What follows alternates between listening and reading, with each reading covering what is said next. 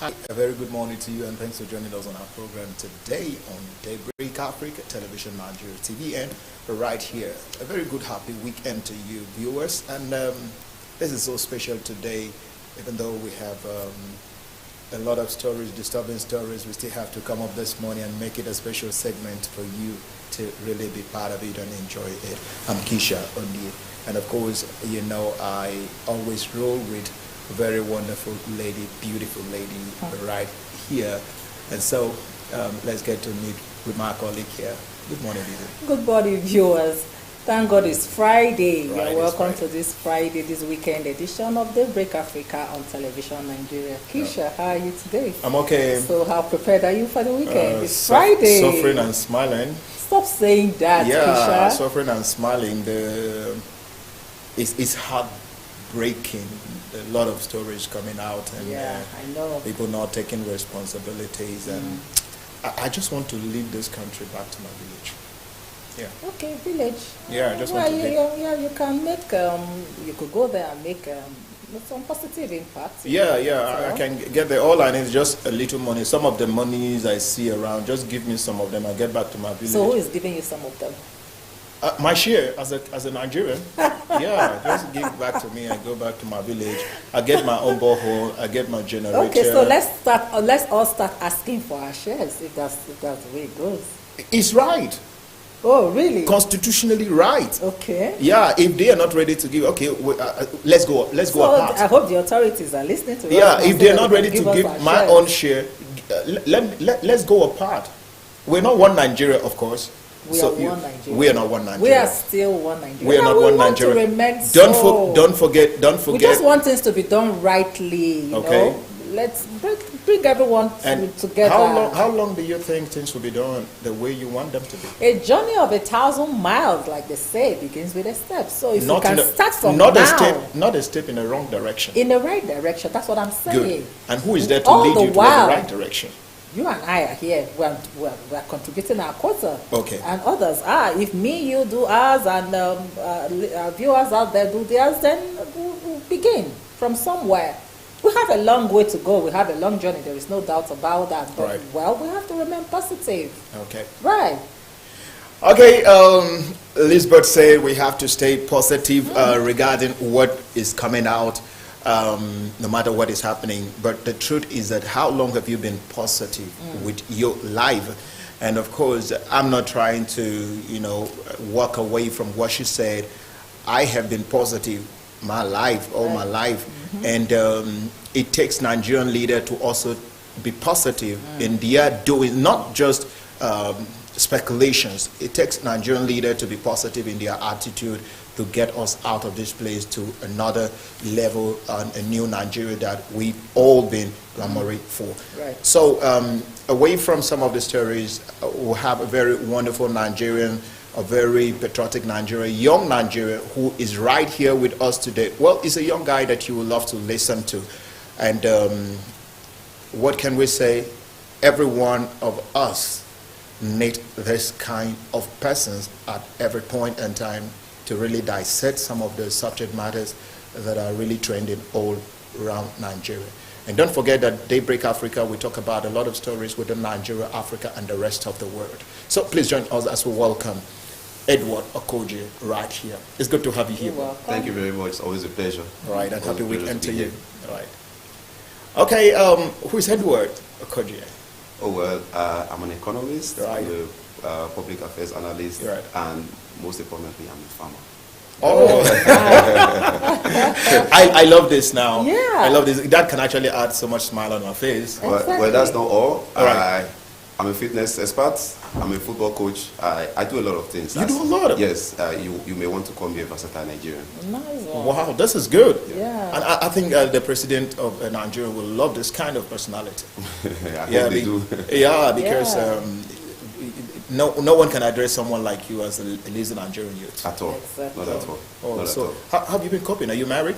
No, I'm Sorry. not. Oh, I'm you're married. not. Okay, so you can. But, I mean, whether you're married Keisha, or not don't you think you're getting a little too personal? Oh, now? he's my man. No, he's my it man. doesn't really matter. Whether you're married or not, Right. it's tough. Okay. Right. To be honest, That is what I really want to hear Yes, now. it's really tough. You know, Right. as a businessman, Okay, let me just paint a little bit of picture. All right.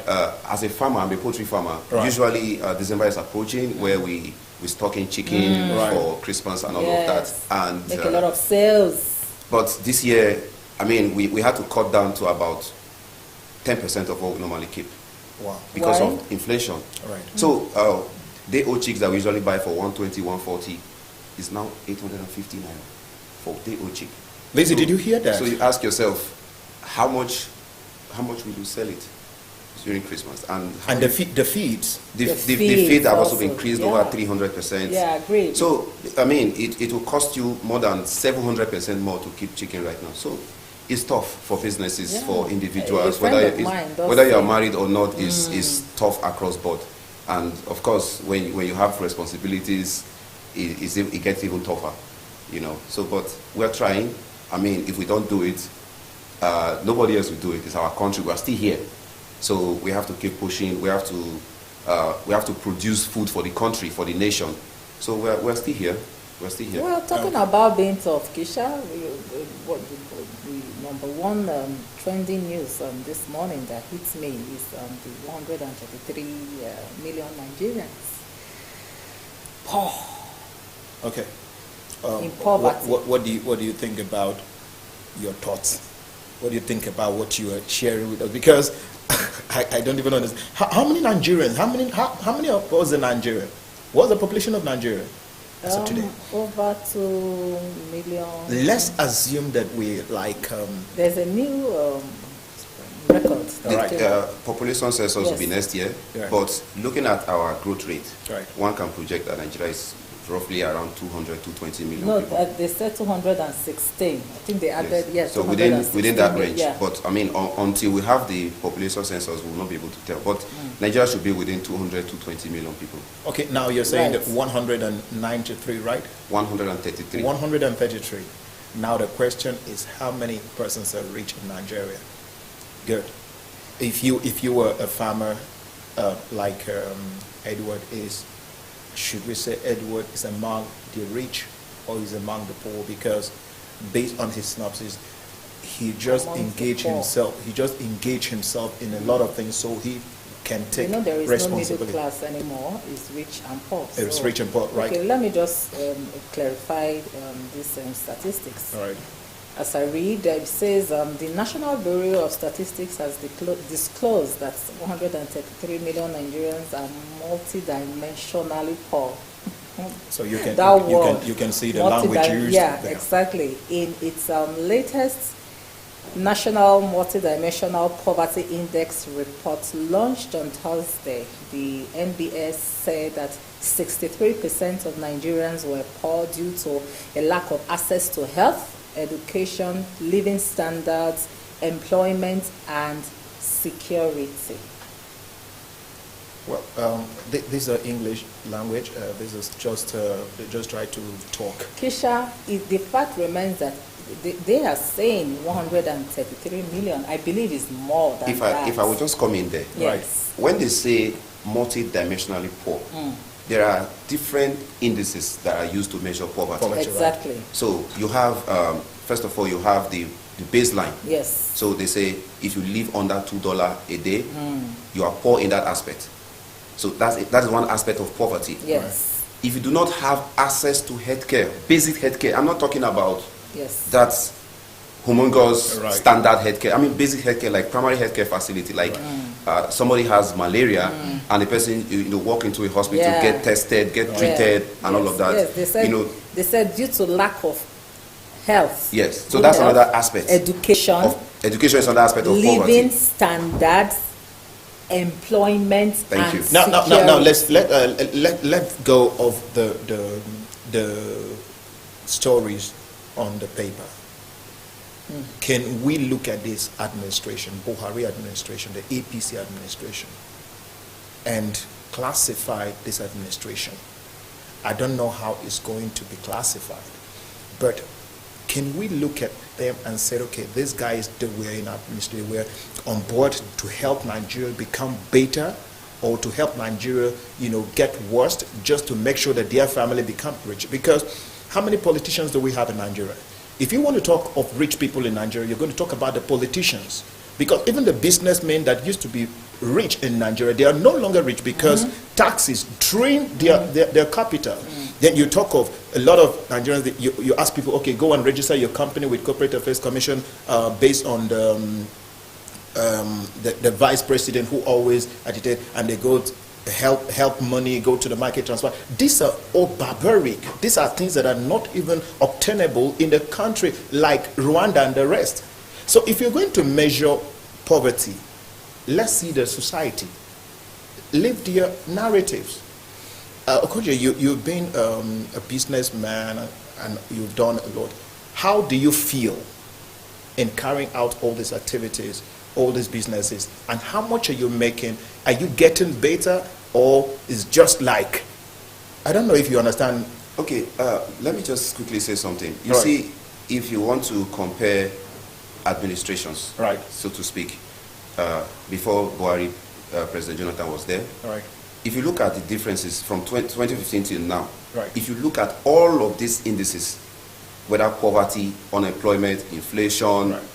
GDP, growth rates, debt, all the parameters you use to measure a healthy economy, Right. we are falling behind in all of them. Okay. Terribly. Terribly. Now, they could sometimes say, oh, it's the global phenomenon. We know Yeah, that. I was gonna yes, say that. we know that, yes, Yeah. the entire nations in the world, they are going Yes. through difficult times. But I'll Right. tell you that it's not all the countries in the world that are going through difficult times. And I always ask the questions, if every country in the world is going through difficult times, and there are some countries that are not, Right. why must we be among those that I are going through wouldn't difficult say times? they are not. I would say probably they have their way of Okay, now Managing. Managing. and, Yes, Yes. yeah. Now let me explain something. You know? Inflation, if you talk about inflation, for example, there are some countries, as we speak, their inflation rate is still less than 5%. Right. Less than 5%. In fact, in economics, lower inflation is also a problem. It's also, yeah. Yeah, so that's understood. there are rates that you want your inflation to be, people would say, single digit, which is fair enough. But if inflation is too low, it's also a problem for business people, because it means that the GDP will not grow and the prices of goods and services will not also increase. Right. Right. So that's also a problem, I understand. But the truth is that when you have our own inflation above 21%, and some countries are less than 5%, 5%, and then you say everybody's going through this phenomenon, I don't think it's true. Right. I think that it's more or less like, okay, we are individuals, right? And there are people who are poor who cannot afford to feed themselves. So are we going to relax and say, look, other people can feed themselves, so let me just relax too? Do you understand? So these people were elected. I mean, I remember lots of the campaign promises. Right. They will pay 5,000 to unemployed youth. They will make $1, £1, even though that is not. It's not just only not impossible. realistic, yeah. It's not just only impossible. It's undesirable. Right. If you make $1 to $1, it's undesirable. Because we can come to that later. But I mean, a lot of promises were made before the election, and none of them were fulfilled. In fact, things got worse. All of the parameters you can use to measure an economy, a healthy economy, we are falling behind. Unemployment, poverty. Do you know that in 2015, poverty rate was less than 40%? That's right. As at 2015. Today it has gone 63%. Then the number of poor people in Nigeria were roughly around 85 million people. Today we're talking about 133 million people, meaning that within the last 7 years or thereabout, more than 40 million people have plunged into poverty. And not to talk of unemployment that actually. Yes. I'm not standing in for the present administration. You know how I feel about them. I feel that, yes, a great deal they have not been able to meet up to the promises that they made.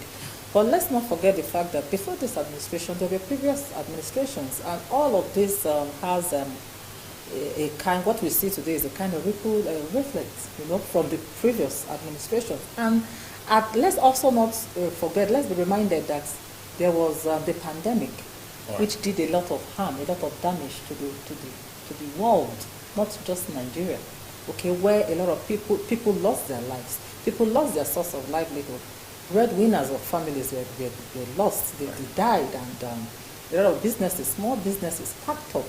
Okay, and this contributed a great deal to what the inflation that the world is experiencing today. And of course, Nigeria is not an exception. okay, to what is happening.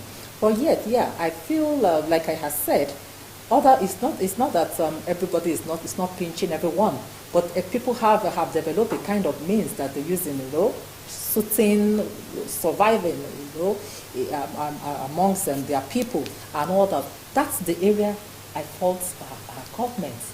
I don't think they've done enough.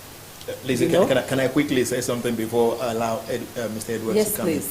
in? I told you there's a post on the Punch newspaper made like, I think that was yesterday or day before yesterday, where Mayati Allah said the deadline for Naira retrieval is too shortened. They should add more time for them to. Why? Because they said the cattle rearers, they do not have put money in the banks. Okay. They do not transact a lot of things with Nigeria and do whatever they have. So they need to give them time. They don't transact. That they carry money with themselves. Okay. Now we have majority of these people who do business. One, they do not pay taxes in Nigeria. Move away from there. Some of the politicians we have today, when you bring in the last administration, we understood what was it like. They talk about insecurity. They talk about poverty rate. They talk about unemployment. They talk about a lot of things, social amenities. They talk about all this. And in 2015, they told us, and internet doesn't lie. Right. And they brought out some of their campaign promises, just like what he mentioned before us. And they said, okay, within a period of time, they're going to make sure that everything is done. And today, what is happening? They now go back again to blame the last administration. Yeah. The pandemic you talk about, the whole world. But let me tell you that it's just meritorious to a lot of people to talk about the pandemic because they've moved on from where they used to be. Some of the countries, they moved on and they make provision, try as much as possible to make provision for their citizens. Yeah. But back in Nigeria, there's a culture that Nigerian leaders are really not living up to it. Probably they were not informed. Probably they don't know the responsibility of governance, of being a leader in the country. They just feel that maybe being a leader is just to retrieve, just to get money, embezzle so much, and you keep the one they loot, they return back, they get the money. EFCC try to get the money from there. You keep the money, they reloot the money again. So with this, we can go anywhere. I'm saying that I don't think they have done well. They have not. They have not. I don't think they have done well because we were talking about. Was it off camera that the 5,000 naira? No, he mentioned the 5,000 naira. Okay. Yeah. How long did that last for? And how many people were able to get I was going to ask you. How many people? I never got anyone that had benefited from that. Never kicked off. But they wouldn't tell you that. They would tell you it was a success. That it was a huge success, success, that's what they said. And that people benefited a lot from it. They collected data for this program. Right. There was a code they asked people to dial on their phone and all of that. And I don't know anybody that got 5,000 naira. Okay, what about the school children? The school feeding. Yeah, I think one of the humanitarian minister is still talking about it, and one of the headlines today. Is saying that they're about to go back to increase the feeding. Going back again to the school feeding. Equally, I didn't come across any school. I think it's pretty simple. We have lots of government schools around here in the FCT. Right. Just go around and find out if they are feeding anybody. Yeah, Mr. Edward, Lizzie, I did to some of the schools in my state. I did for some local governments. They don't know what I was talking about. Right.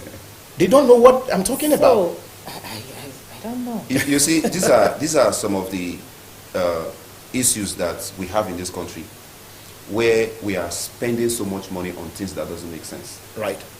Then I think there was the 15,000 naira for small businesses that the Vice President that was trade money. Traders money.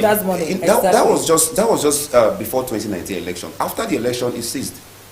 That was just a few months to the election. They started that program. Immediately, once the election was over, it ceased. It was also laughable venture to move to the market and be transferring money to people. What is 10,000 naira to give to the people? What can that do for you? How much do you fuel your car in a day? I think it was Let's just talk about that. financial inducement for the elections. Right. It had no economic benefit because you see, if we want to do things right in this country, we need to get it right. All right. So during lockdown, it was reported that they spent 25 billion feeding school children. And so I'm wondering which school, who was in school during lockdown? Where did they spend the 25 billion? Who was taking those food? So if we want to do things right in this country, we need to get it right. Now, one of the biggest challenge we have is the fact that we have so much loopholes in our economy in terms of how we generate and spend funds. Right. Okay, for example, now that they started fighting crude oil theft, you hear horrible stories. You know, they talked about a pipe that has been slowed down attached a bit. for Wow. 9 years.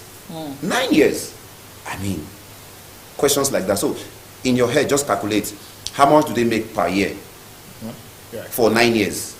I saw a report. One of the House of Rep members who took it upon himself to do a lot of investigation. Right. He was talking about as much as, if I'm not mistaken, as much as $12 billion a year lost to crude oil theft. That's a lot of money. Jeez. That's a lot of money. Now the question Nigerians is, are lavishing in poverty. the question is, if that money was in the government Put into coffers, the system.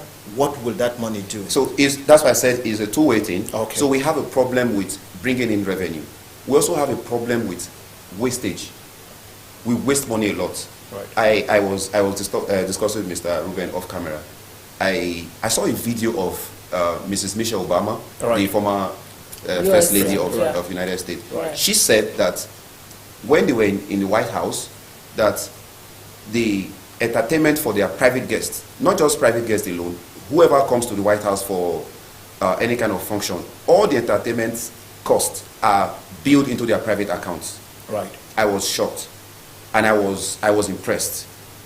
So you are a first lady, you are hosting another first lady or whatsoever. All the food, the drinks, and whatsoever, they are charged to your personal account. It's not charged to the government account. So the government doesn't pay for those unnecessary expenditures.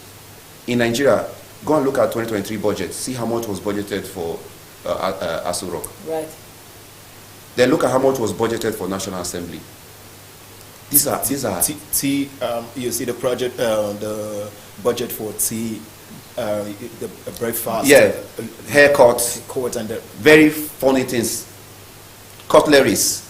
Why we buy cutleries every year? So it's funny. Honestly, I can't understand why we have leaders. Do they hear this news? Do they know exactly what's going on? Because it makes me feel they are very newsmakers. They are newsmakers. So you know, you can't have up to this number of poverty in the country, and you are still you call yourself a leader in a nation like Nigeria, and you are not bothered. He's a leader. They won't sit down and hold the meetings and task themselves and okay, what's the way forward? What do we do? How do we help? How do we make amends? What's the way forward? And yet you are leaders. What kind of leaders are those? It makes no sense to me. away from there, that story, these are some of the trending stories today. Away from there, we also have the federal government deploy soldier DSS in INEC offices nationwide. You know, one of the guests that came in yesterday talked about the responsibility of the INEC, and he trusts the INEC so much that they will be able to do the best they can to make sure that we have a credible, free and fair election comes 2023. And I was in doubt until the news came out and so much evidence on social media on that age of voters registration. Who is responsible for the registration? The INEC. So if the INEC would take that up to register underage young people for election, how credible, free and fair would this election be? I don't know. Okay, I was listening to one of the commissioners of INEC speaking on TV, and he said something remarkable. He said, well, the reason why they put out this voters card out there, this voters registration out there, was so that Nigerians can vet it and raise objections. Right. In fact, if you go to their website, if you go through, you see a button for to raise an objection to any of the registrations and all of that. I think in that aspect they've done well. But going further, they cannot tell me that it's impossible for them to trace where these registrations came from. Right. It's very possible because every registration centers have their own unique ID numbers, have their own tag numbers. You understand? So the question is, I want to see INEC persecuting their own staff Right. for election Such crimes. Yes. So, conduct. but I mean, in their own part, I'll give it to them. I mean, they made it public so that people can actually look at these voter registers and see any discrepancies that may arise from them. So, I think INEC has done well in that regard. And then, regarding the issue of insecurity, especially threats to INEC offices, you see, one thing that I know is that it's politicians that are carrying out these attacks. That's one thing I can tell you, because the thing is, why would they be carrying now out such a there's something interesting about this coming 2023 election. Right. This is the first time we are going to do electronic voting, and it takes away a lot of malpractices from the electoral process. So the only option for them is to look for other ways.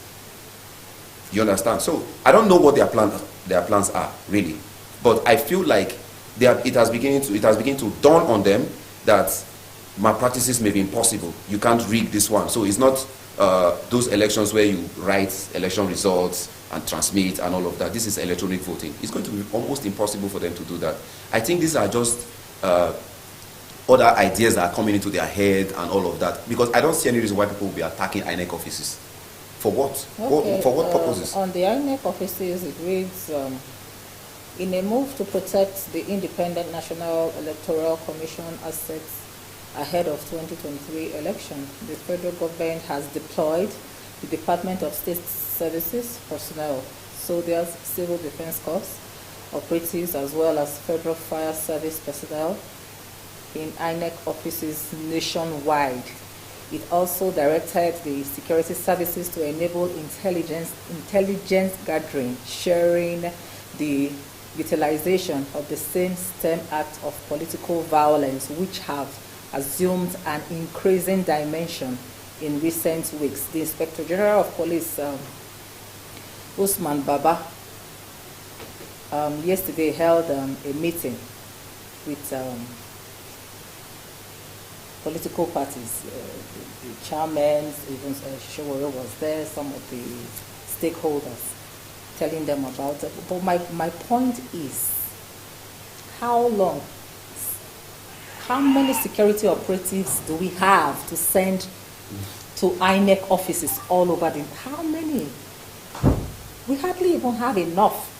And we are dealing with security challenges across the country, kidnapping, Boko Yeah, Haram. we hardly have enough to send to the 36 states and Abuja and the Federal Capital Territory to secure INEC offices from now henceforth till after the election. It's not making much sense. For me, I don't think you need to look at the country, Nigeria. How many policemen do we have? How many DSS operatives do we have? Do you know how many INEC offices we have in this country? Exactly. So the question is, polling units. yeah. So my concern is, are they just making this statement for news purposes, or is it true? Like, because looking at the reality, it's like it doesn't sound like something that's possible. If we go to all the INEC offices in this country, are we going to find this personnel in those locations? That's one question we should ask. And then, secondly, in that same meeting, the IG of police indeed said that governors, he mentioned governors are beginning to arm thugs. And I wonder, okay, so what are we doing about it if you have that kind of information? Is it just to complain? You are the Inspector General of Police. You have an intelligence that governors are beginning to arm thugs. So what are we doing about it? Yes, I know that they have immunity covering them and all of that, but why don't you name them? Name and shame. Okay. Let's know who they are. If I said we operate with a debt system and culture, will I be right? Yes, of course, 100%. 100%, because I don't see, you are the Inspector General of Police. Right. Right, so if we're not fighting Boko Haram, the military would just be in their barracks. That's right. So to speak. They will be in their barracks. Right. The police are the primary security agencies in any country. Yeah. Most especially democratic system. Yes, in Yeah. the democratic system. Right. I mean, the job of the military is just to defend the country Right. against external aggression primarily. Right. So if governors are beginning to arm thugs and all of that, so the question is, what are you doing about it? You don't just come to the a news conference and begin to say governors are arming thugs and all of that. So what are you doing about it? That's the question. If I was in that meeting, I would ask him, sir, what are you doing about it? Are they above the law? Okay, then name them. Let's know. Let's know who they are. Let's know who these people are who are arming thugs. Because for me, I feel like I said before, that the fact that they know that this election will be very difficult to rig, they are resorting to violence. And the number of violent cases so far, I think they said it's over 200 And violent incidents I during the also- campaigns and all of that. a Yes. lot of violence has So, started. yeah, I also remember the idea of peace accord, where they always sign a peace accord and the rest. That has not worked as well. Well, away Well, from someone said that it's too early for us to say that the peace accord is not working. But I think the peace accord usually binds the candidates' public demeanor. Let me put it that way. It binds their public demeanor. If you remember, that peace accord played a very major role in former President Jonathan admitting Right. defeat, Yes. conceding defeat to President Buhari, because that has to do with his personality. I think so. That has to Exactly. do with his personality, Yeah, not the system. apart from personality, he has signed an agreement. I know that he could have contested the election in court and all of that, but Right. he has signed the agreement to maintain peace. And he knows that his utterance at that moment could either break I or agree make. with Kisha. That was his personality. Yeah, that Yeah. was his personality. So I feel like he was part of the causes. Now we look at the two. We look at President Buhari and we look at Jonathan. These are two different individuals. President Buhari has his way of leadership. Now, those people that were around during the 1984, 85, when he came into power, understand that, okay, this guy, he's returning back to power. He's still the same person. Has not changed. And of course, a lot of Nigerians will say, okay, you guys just wait, the young people wait and see who Buhari is. And we saw it. So these are two different persons here.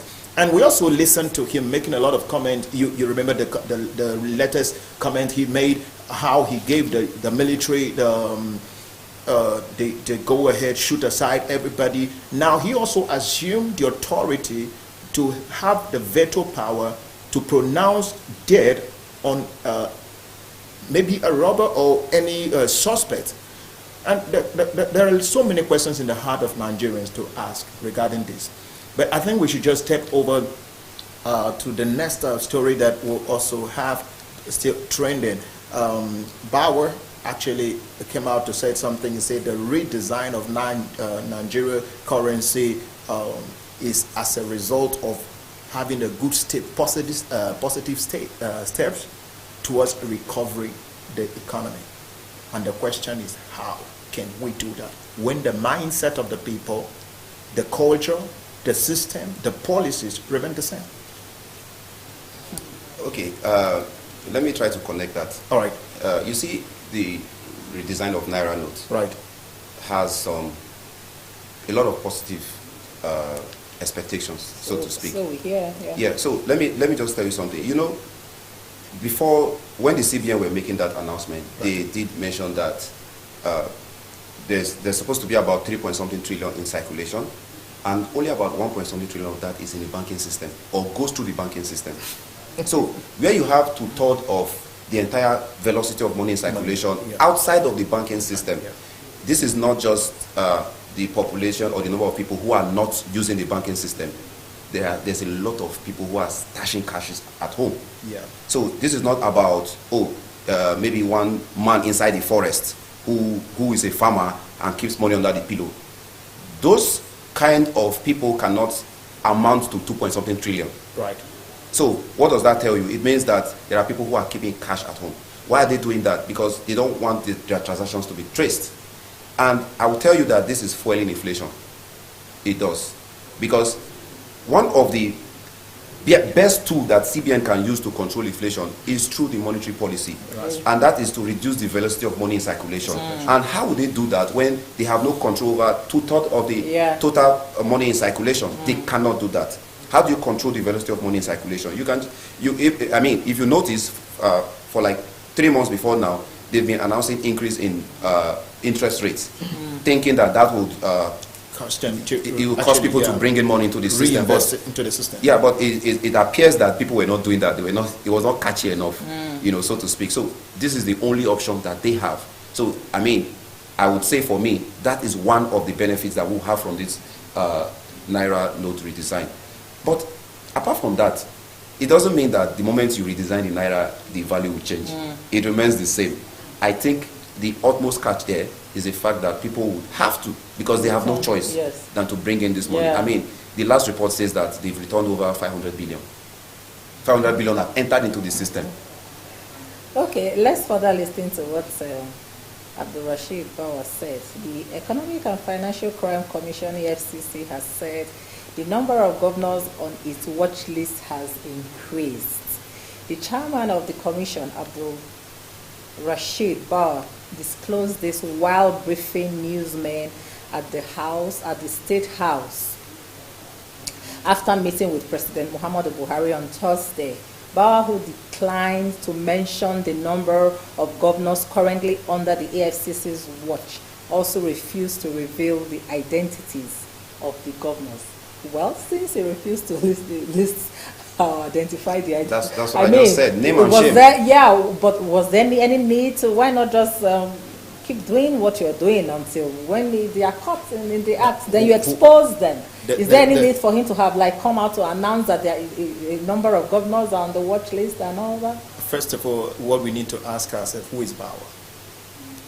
Who elected or who appointed Bawa to be the EFCC chairman? That is first of all. Who is he working for? Is he working for Nigerians, or he's working for the few leaders? He has something to talk about. He wants Nigerians to hear what he has to talk about. Right. And so he comes out here to say something so he can make the news. And of course, if he never said that, we would not be here talking about him. So I'm just thinking that there's something Nigerians need to really do at this time with our leaders. I'm just thinking, in my opinion, Lizzie, there's something Nigerians need to do, because the poor getting poorer. And when a poor man gets to the point where he cannot eat any longer, guess what? He's not going to be that humble any longer. He gets to the streets. Becomes violent. Violent. Now, we look at the police. Violent, aggressive, angry. We talk about the police. If there's violence in Lagos State, how many police do we have in Lagos State? If there's violence in Cross River State, how many policemen do we have in Cross River State? So you can imagine that something, an issue or a violence broke up in Lagos, Sokoto, different states. Where are you going to get the law enforcement agents or the policemen to maintain law and order in such areas? So why can't you decide, okay, we don't want to get to that point. Let's do it right. So, Mr. Edwards, I don't know, before we go on a quick break, what do you think should be the responsibilities of Nigerians, you and I? Because I can't be coming out, I work at the end of the month, probably earn just meager stuff like this, and that same money you give it to your wife can't even, you just look at your face and say thank you, but it's not taking us anywhere. I was talking to a friend some weeks ago, and I said that I think that Nigerians are too quiet. Right. For my liking. Nigerians are too, now I'm not calling for violence. Yeah. But what I mean by too quiet, to speak up. Yes, they don't speak up. You know, the truth is, go through the social media page of an average Nigerian youth. You don't see them talking about politics. You don't see them talking about politics. You don't see them talking about the trends, the things that are going on in the country. You know, it's fine. Yes, they talk about music, they talk about movies, they talk about... They crack jokes. They crack jokes and all of that. But the truth is, we don't have enough youth in politics. Now, it doesn't matter if you belong to a political party or not. I don't belong to a political party, Right. but I'm always lending my voice over there on the internet, on the social media. I'm always analyzing, talking about issues, trying to bring a perspective to certain issues and all of that. If everybody starts talking, politicians will sit up. Because the truth is, where do we get a new crop of politicians to re-elect come 2023? Right. Where do we get them? Everybody in the system has been there. We don't have people coming into politics. Because the question is, do you have the wherewithal to compete with these people? So, I mean, look at me. If I stand up tomorrow and say I want to, let's say, contest for even a local government chairman, where will I get the fund? Even my fellow youth will not support me. The question they will ask is, do you have the experience? It doesn't matter what I have upstairs. The question they are going to ask me, what experience do you have? Who have you helped? What do you have? Did you give us anything? So I think the first thing we need to do is that the young population, because they make up more than 60% of the entire Nigerian population. Actually, more than 60% of the Nigerian population are youth. So they need to wake up. They need to understand that their social media pages are not only meant for those, they are fine, I mean, music, jokes, and all of that. But then, if we don't begin to take the destiny of this country in our hands and talk about issues, it's like complaining and doing the same thing and expecting a different result. Right. It's not going to happen. It's never going to happen. And don't forget that the federal government also, I'm surprised why Lai Mohammed, the Minister for Information, has been a bit quiet these days. Don't forget they are also looking out. By the time the Nigerian youth get to the social media that everyone talks about, the policies that are not working, non-implementation, and the rest, you would definitely see them every day coming so out. Like he said, you yes. see, that means they are very comfortable when the youths are quiet, when they are not making a move. And of course, divide and rule. Exactly. Okay, You can see that. away from there, Lizzie, we were talking about early this year. We saw what happened in Sri Lanka, where the youth of the country came out to say no to the president. It was a peaceful protest to the presidency and to his residents. We saw what really happened there and what plays out during that period. Yes. And about a week ago, again, we saw in France, where the president of Cameroon, Paul Biya, who went to France to celebrate 40 years in power. Yeah, 40 years in power. The question is, why in France? Why not in Cameroon? How good has the system been for this 40 years? And we saw young people in France, Cameroonians in France, came out and invaded the place, destroyed a lot. That was why he didn't do it in Cameroon. Because, he felt going to France was going to he was going to be safe. Safer going, for yeah. him. Yeah. But unfortunately, he wasn't his as cake, safe as his he cake was thought. destroyed. Yeah. And So assuming a he lot of did it in people- Cameroon, then only you, just imagine what would have happened. Probably they will have had his head. No, funny enough, Yeah. I've noticed one thing. Right. Africans living overseas are more concerned Than the than ones at Africans home. living at home. That's Right. right. That's Because right. when you want to come travel back out home. when you travel out of your country and you go to Europe, America, and those countries, you'll be angry. When I you have- see the system over Yes, there. I have a Yeah. friend that traveled to South Africa last month. She came back and she was just angry. South Africa, not even Europe. She was just angry all through. Like, how? She told me Abuja is a village. It is. Right. Oh, It was her first time out of the country. She just concluded that Abuja is a village. If you travel out of this country, you will be angry. Oh, yes. Angrier than the Africans at home. Right. Let me burst your bubble. If he had celebrated that 40 years anniversary in Cameroon, nothing would have happened. Nothing would have happened, right? They would have come to get their own share.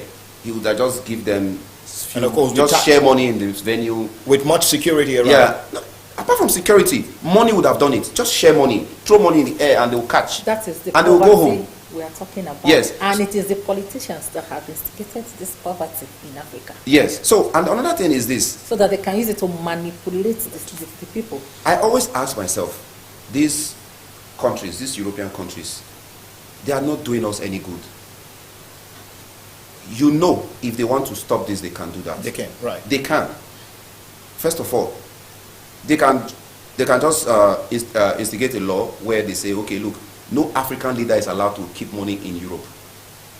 You are not allowed to own any bank account in Europe. Don't forget that Africa is the raw material, is the natural resources of this country. Exactly. I was going to come to that. Right. So the reason why they sabotage African countries is because they need to rob the leaders of African countries back, so that they can rob their back as well. Oh, yeah. Yeah. So because if you are too harsh on them, you will not get their They resources. benefit from their Yes, you will not get their resources. For example, why would foreign reserves? I mean, most politicians in Nigeria, their children are schooling abroad. Most of them, and they are living 98%. Yes, and they are living large. They are living large. They buy houses. You hear that they see so number of houses in Dubai, so number of houses in America, so number of houses in the UK. Yes. So how did the UK government allow a Nigerian politician to buy a house in their country, knowing that this money is stolen? Not just one, not two. Yes, no, I mean, so and these are people who are, they have a computerized system, so they know who is buying what. Yeah. So it's not like these guys are coming from the back to do anything. They know what they do. They just watch. Why? Because it's building their market. Oh yes, it is. It's building their market. I was shocked to realize that they said a lot of, I don't have data to prove that, but it was said that a lot of the real estate in Dubai are owned by Nigerians. A lot of them. Nigeria is their biggest market. It is. So the question is, they are not going to, we shouldn't even expect them to help us. Now, what happened when the doors of such countries are shut against Nigeria? You no longer go in, you no longer come out, or you can come out of the country, but you no longer go in as a Nigerian, which means your investment and everything, money in that country is just... They won't shut. Do you know another funny thing about economics is that economic doing well somewhere is a detriment to another economy somewhere. All right. Now, this is how it is.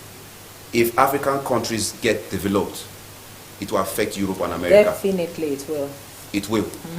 It will affect China. Right. Just look at all the items in this place, all the equipments here, they are imported.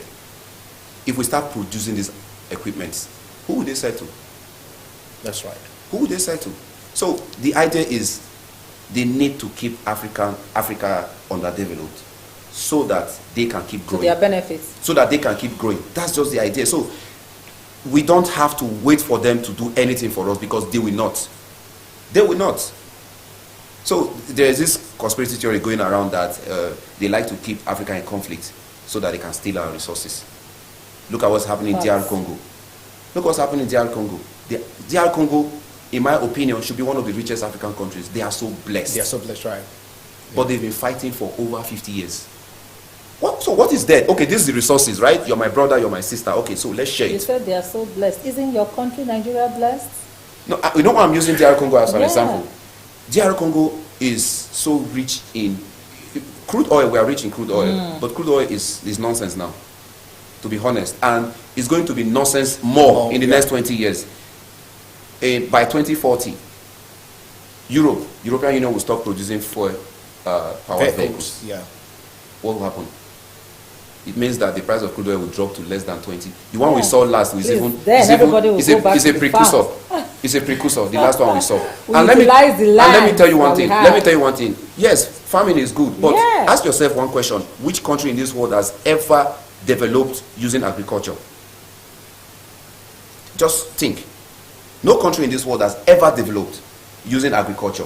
Agriculture is always a starting point, but we need to look beyond that. But Ukraine has diversified. Sorry? Ukraine has grain, but they didn't develop using agriculture. Let me explain something. We need to start to look at different sectors at the same time. That's the problem we had in 1970. When oil started to boom, we just focused on oil. Right. Now we are saying let's focus on agriculture, right? But I will tell you that there are different innovations that are coming up in agriculture that will also make agriculture useless. For example, do you know that they can now grow beef in lab? Okay. Yes, so you don't need to farm the cattle. You can grow them in lab. Exactly. And of course they will tell you that it's safe, and they can concentrate the protein. So the protein is highly concentrated and rich. So it means that at some point you have a competition. The farmer. Let me even tell you something. They now grow diamonds in lab. Diamonds. in laboratory. Right. There's now laboratory made diamonds, although it's not popular yet, but it's coming up. It's coming up, right. So the truth is we need to look at different things. This is not the time to focus on one thing and say, okay, let's focus on agriculture.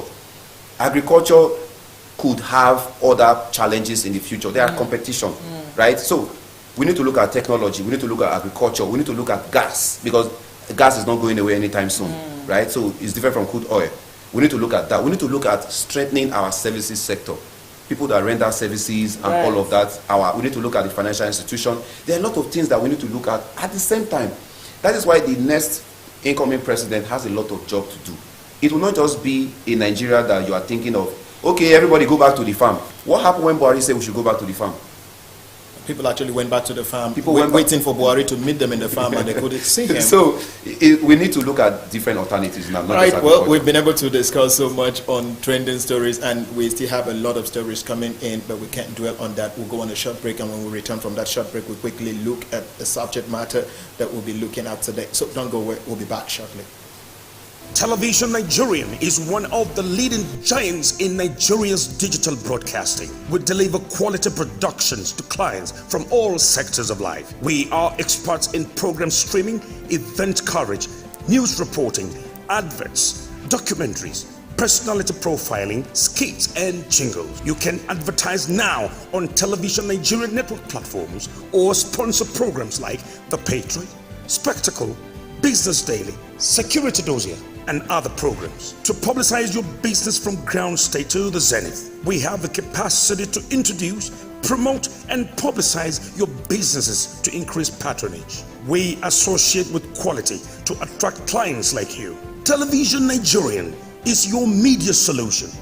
Television Nigerian is one of the leading giants in Nigeria's digital broadcasting. We deliver quality productions to clients from all sectors of life. We are experts in program streaming, event coverage, news reporting, adverts, documentaries, personality profiling, skits, and jingles. You can advertise now on Television Nigerian network platforms or sponsor programs like The Patriot, Spectacle, Business Daily, Security Dossier, and other programs. To publicize your business from ground state to the zenith, we have the capacity to introduce, promote, and publicize your businesses to increase patronage. We associate with quality to attract clients like you. Television Nigerian is your media solution.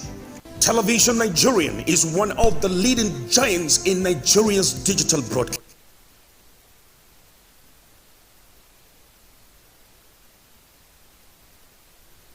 Morning. Right now we are going to the segment of our topic of discussion for the day, which is the intrigues and chances of candidates, presidential candidates. So there's been a lot of intrigues, and thank you, Mr. Okoji, for remaining with us in the studio this morning. Thank you very much, my pleasure. Keisha, a lot of intrigues have been happening, going on amongst them. So, which from the APC presidential candidate to the PDP, Labour Party, so much has been going on. A lot has been said. A lot has been happening. So, where do we begin from? Let's begin with the prayer. The prayer by the APC presidential candidate to the PDP. That is still, God bless PDP, and of course, it's something from his mind. He was speaking out of the good book say, out of the abundance of the heart, the mouth speaks. Yeah, you know, so he blessed. The candidates should learn to focus, okay? At this, first of all, there was a saying that, initially when these debates, the people, different groups were inviting them for debates, that some of them will come, some of them will not come, and okay, and some bodies were like, they will invite the ones that they feel will come and decide not to invite the ones that may not come. But it's actually in the interest of the candidates for them to attend debates, okay? It's an opportunity for them to tell the citizens, to tell the electorate what it is that they have, to tell them about whatever manifestos that they have. The people will ask questions, they will ask them questions, and they will respond. They say, okay, on this, on economy, on security, this is how I intend to go about it. It's not just mentioning them, I will do this, I will better this, I will better. How do you intend to, make these changes happen? This is what we are interested in. Before we allow, so that's why it's good for them to attend debates. Yeah, before I allow Mr. Edwards to come in there, is even the debate we're talking about in Nigeria presently is scripted. Yeah. Scripted in the sense that you just pick up few media, or maybe a particular media house that you have control over, and you pick up one journalist. Okay, you come and sit down and ask questions that is not relevant to the growth of Nigeria, to the economy of Nigeria, to the inflation, whatever we are going through. You just allow people to show their rascality on the platform. Yeah, so it's not acceptable. So if you want to talk, we got the democratic system of governance from somewhere. Right. How do they do it? What is the process like? What is the policies in it? What are your political ideologies? If I get to, I may not like your face, but I like your policies. Right. I'm not going to see your face all through your time, so I will be affected by the policies you make as the president. Now, the system in place is that even if you're a wicked person, you're a poor person, you're a sick person, for the fact that you are from my ethnic group, I prefer you than someone who is viable enough to take the responsibilities of this country. So if we're going by such, we also need to look at the fact that if we can get out of this deception as a country, then that will be the first step anyway, to believe that, okay, we are ready for a change.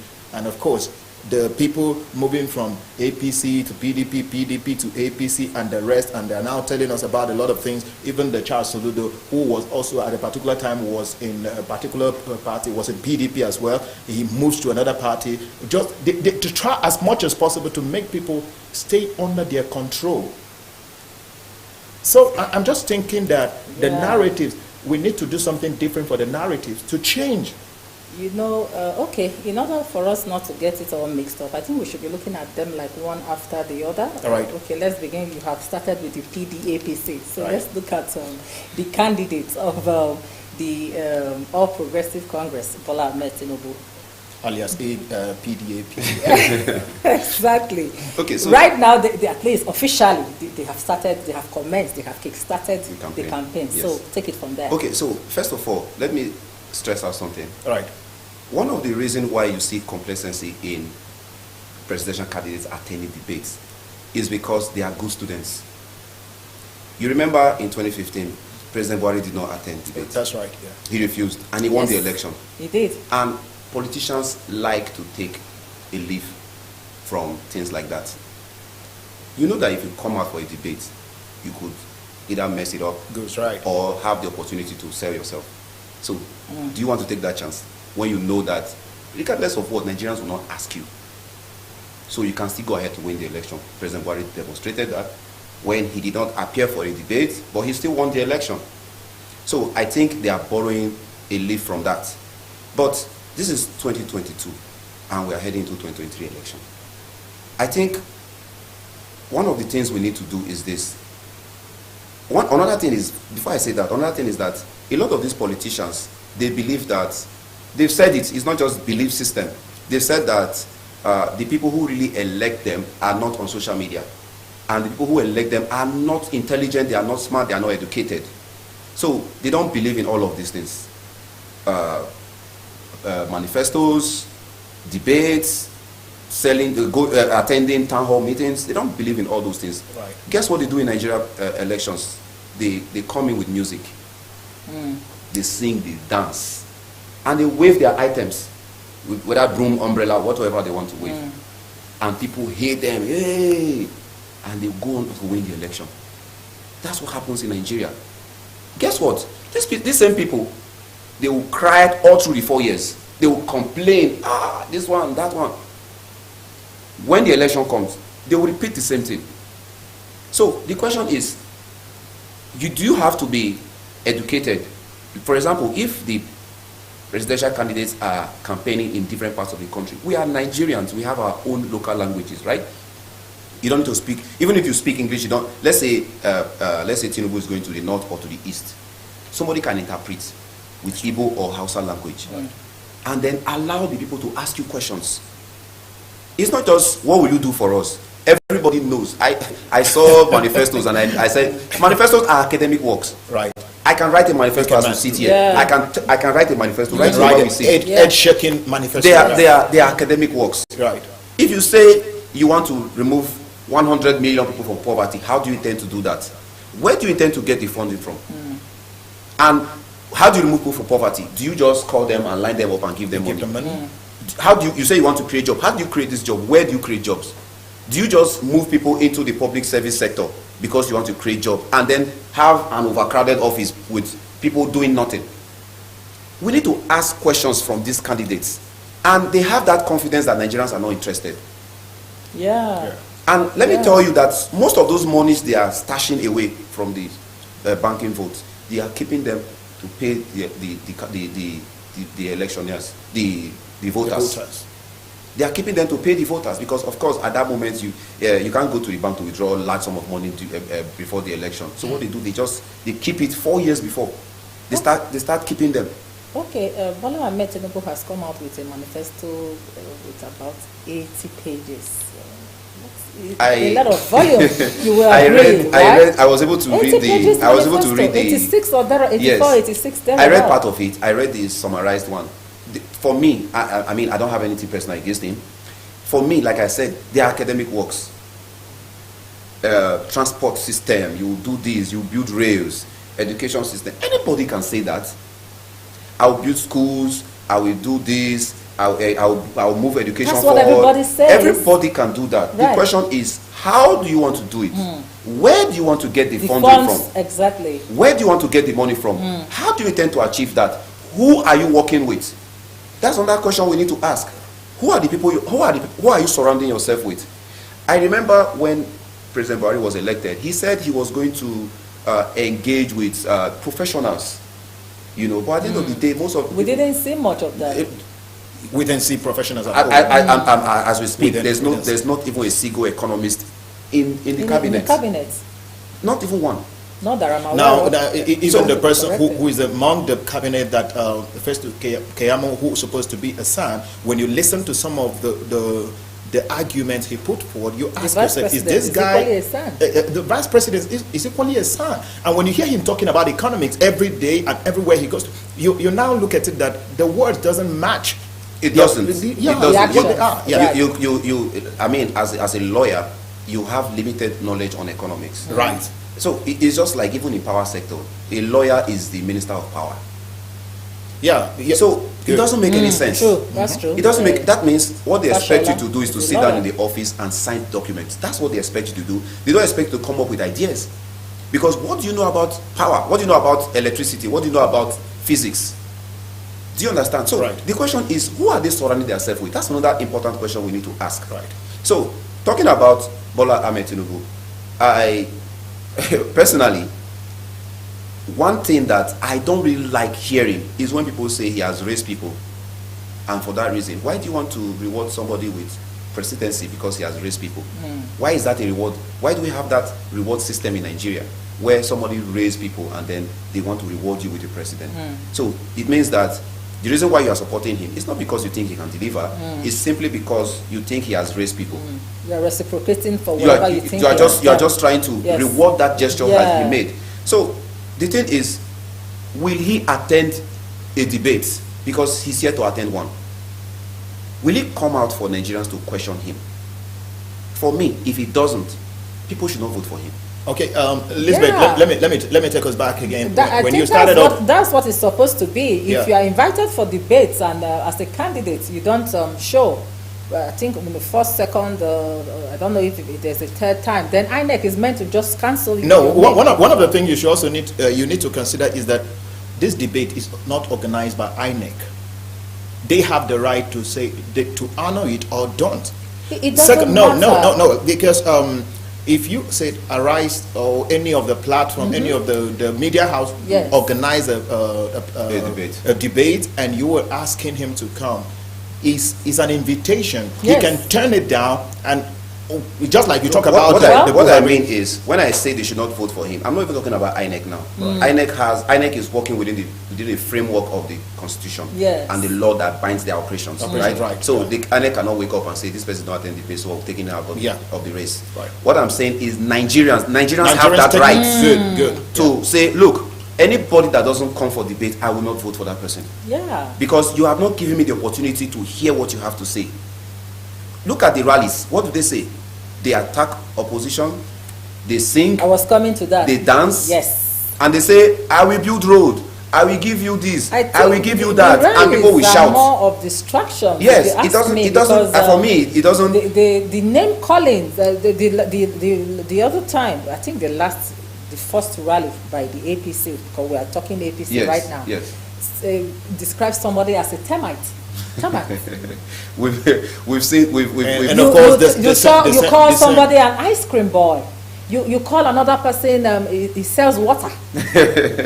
I mean, you call names instead of you to focus and tell the people what they want to hear. Answer questions. Again, they are playing to the gallery, and they know that their followers, they love to hear things like that. They love to hear you put the other person down. And if you look at what's happening, once the candidates say something like that, go to social media, Facebook, Twitter, and all of that, you see their own supporters using the same language on others. But those do not make up the crop of That's the not issues. what we need. It's not what we want to hear. Yeah. I mean, you don't have to show up at your debate, at your rally, and talk about somebody else. No, talk about yourself. That is why we need them to attend debates. Talk about yourself. At the rallies, they do whatever it is they like. So Okay, Elizabeth, can I just quickly say something regarding, you said something about Tinubu, the book written and the manifestos that actually came out. Now, one thing is to tell us how you do, what you would do to get all these things done, where you have to raise the fund. Now, talk is cheap. Talk is cheap, and we've seen it in Nigeria. yes, The first thing is that, can we check your scorecard? Who was Tinubu before now? What have you done in Lagos State? How good is Lagos State? We have a lot of reports over for every bus driver in Lagos. They spend over 3,000 naira as tax in a day, and in a week, the only bus drivers in Lagos have the tax of over 20-something million to pay. In a month, you'll be amazed how much taxes, where are the taxes going to? Now, there have been a lot of questions about his personality. I'm talking about Tinubu here. Up till today, nobody in APC himself that has come out to tell Nigerians, okay, of all the things you guys have been talking about, this is the reality about who Tinubu is. Now, if you don't want to tell us about every other thing, let's have a quick synopsis of who Tinubu is. And nobody is coming out to say that. If you come out to see the kind of people supporting, talking about, speaking for him. You are coming to speak for him to argue about his academics. There are a lot of questions. You can't even explain anything. See people who come to defend him. You defend him for good. You are defending him for forgery. You are defending him for money laundering. You are defending him for drugs. You are defending him for virtually everything, for age. And now this person you are coming out with a manifesto now, he doesn't communicate with Nigerians at all. He doesn't communicate. He's very far from Nigerians. So if this same person becomes the president of this country, where is he going to lead Nigerians from? And what direction is he going to give Nigerians? Say, okay, this is where we're going to. Because we've seen your work as the Lagos State Governor. Right from the day you became the Lagos State Governor till you left, up till today, you are still the lawmaker in Lagos. So how good Lagosians, looking at you. We just have few individuals in Lagos who talked about, if not Tinubu. So let's get back to the history. What have you done so far? How good was your policies in Lagos? And how sustainable are your policies in developing the country, developing human capacity development is not there? And you yourself, I don't know, I'm feeling that they don't even deserve to be on headline. Let's look for other new people. By the way, Lagos is one of the worst cities to live in the world. That's right. According to indices and reports. Now, you do not judge a performance by increase in revenue alone. That's right. It's something, it's fine. Yeah. But that shouldn't be the entire basis. Remember that Lagos was once the capital of Nigeria. That's right. So it means that the precursor to that development was there. Was there, But right. even at that, let's look at Lagos critically. Is Lagos really a developed state? Or you just have a section like the island where that is highly developed, and then you have the slums in the mainland. Mainland, yeah. So when you say, a lot of people say he transformed Lagos into what? I don't get it. Into what? Because That is the question. For me, they never use this. For me, personal the only thing I see there is the fact that he was able to increase the revenue generation, Yeah. of now- which now- is even They will say neck he tightening made for a Lagos. lot of the people who are paying those taxes, like the bus drivers you are saying. Now, I know that there's this system in Lagos that it boils down to some form of loyalty, where no matter what happens, you have to be loyal to the I don't know what they call them in Lagos, the people who are ahead, they're born, the people who are ahead of you, right? So you don't get to see these drivers revolting at all. You don't hear them talking and all of that, but deep inside, they are dying inside. Lamenting. Yes. So the question is, if you raise the revenue from around 600 million to how many billion, that does not mean that you have performed, because the indices, the data is there to show that Lagosians are living in slums. The roads are not properly built. They don't have a good transport system up to today. So the question is, when they say he transformed Lagos, into what? Because it doesn't show, there's nothing to show that Lagos is a transformed city up to this moment. So Tinubu did well in terms of revenue generation. Maybe he can translate that into the country when he becomes the president, or if he becomes the president. Maybe he can. But don't forget that the country is large. It's not as Yeah, no, tiny what I'm as saying is Lagos that State. maybe he can replicate the revenue generation system that because to be honest, Nigeria is undertaxed. The entire country. Like, what I mean by undertaxed is that there are a lot of people who are not in the tax system in the country. There are a lot of people who are earning but are not paying taxes. A lot of them. Most taxes that like the Nieti Allah and their business. yes, most taxes that Nigerians that the government gets are from those in the formal sector. You know, people who work in the banks, with federal government and properly established companies, right? But when you see some of like, do you know that if Nigeria had a very good tax system, even the people who do POS along the road are supposed to pay taxes? Yes, they pay value-added tax on their They transaction, do, but they're yeah. supposed to pay personal income taxes. A lot of them don't pay that. So the question is, can he transform that system and elaborate it further into the entire country to bring in more revenues? Because if he can do that, it's fine. But then that would not be the only thing you would do as a president. It's not just for you to raise revenue. Well, it's not only Tinubu that we just have to talk about. No, Yeah. just before we round up on Tinubu, Right. the intrigues and the chances of his candidacy, the man is old, okay, and you can't take that away. Everybody, each and every one of us will definitely get And they old can one day. buy age for him. Yeah. Okay, and he may not 100% be 100% healthy. Nobody prays to be ill. Nobody wants to be ill. And who says that all of them out there that you see are 100% healthy? Okay, that's by the way. But I have a challenge with the way he talks. Okay, he a lot of goofing here and there, making errors, making mistakes. My point is, and most times when he's doing these rallies, he makes a lot of parables and makes some kind of Some metaphors statement that you cannot really that you connect. cannot Can't connect, connect, yeah. that actually totally in disconnection with what is on ground. Look at the other day. Then they come on air trying to explain the metaphor. That's Right. where I'm going. Yeah. That's A where I'm metaphor going. is supposed to pass Just a message, second before not you to confuse respond, you. Mr. Okoje. The other day in Kaduna, he said something about Erufai turning A worse a worse situation into bad or situation something to like bad. that.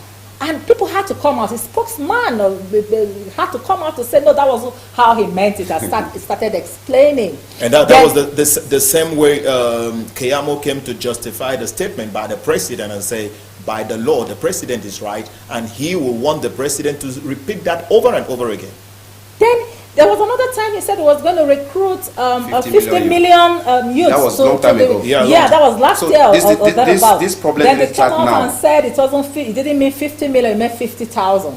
Then the PD APC thing. You see, this problem did not start now. You know, it started a long time ago. A lot of people have started noticing it before now, where there's a lot of this. I call it word salad. You're mixing things up. You know. Yeah, a lot of mix-up here and there. And the thing is, they always come out and try to defend him, to try to explain after the goof has been made. Yeah. They try to explain, oh, this is what he meant, this is what he meant. The question is, what stopped him from even coming out himself and say, this is what I meant? Okay. I've not seen one interview that he has made so far, not one. Other candidates have gone to different stations and allowed themselves to be interviewed. Sometime this week he was with the Christian Association of Nigeria. No, that's what I mean is journalists interviewing him, right. you know, just like we're doing now, you know, have a discussion with journalists and let people watch. No, and he hasn't attended. Yes, and let's see what's up there. All right. You know, so not just reading from papers and all of that. For me, I feel like those are one too many. Those goofs, they are one too many, and I feel like it's pointing to something. If you were able just read from paper and follow the script, it would have been okay. I think it's pointing to something. Yes, I think he goes out of it and try to like put in his own inputs, and along the way it doesn't go well. Yeah. All right. Well, this is really a very wonderful program today on the television Nigeria, and is a daybreak program, Daybreak Africa. We talk about a lot of trending stories, and having Mr. Edward Ogochie here, you know, one of the things, a quick one that actually is so surprising is the aspect of the candidates in Nigeria political system, not only the presidential candidates, cut across the governors and the rest. This idea of speech writing. Mr. Edwards, you work in here, you've been talking for the past close to an hour now without a paper. So what makes you feel that someone writing a speech for you qualifies you to communicate? Because now we are communicating. If you are going to read from the script, I don't think we'll communicate. There will be no communication. Yes. So generally, if there must be a president, if there must be election, and if a president will be elected, must be a president that has the ability to communicate. If there's no communication, then your leadership will be in doubt. We talk about writing speech, and what happens if I write a speech? Do you think Tinubu has the ability to read? But he does read. How many pages? This is speech we're talking about. Away from there, we'll be going on a short break, right. And when we return from that short break, we quickly look at other presidential aspirants. Right. We're not trying to be political. We're not trying to take sides and say, okay, this is the best candidate. And of course, every Nigerian understands that, okay, this is the country of our dream. This is the kind of leader that will produce the leadership that will take us to where we're supposed to be. It's not all about the supporters. It's not all about what you feel, the narratives, the same culture. No, we are taking it to the next level where we have to decide that this is a country that belongs to Nigerians, and Nigerians has a say when it has to do with policy making or policy or public opinion that we have to put in there. Don't go away. We'll be back shortly. Your body bang, bang, your body bang, your body bang, bang, your body bang, your body bang, bang, your body bang, your body bang, bang, your body bang, your body bang, bang, your body bang, your body bang, bang, your body bang.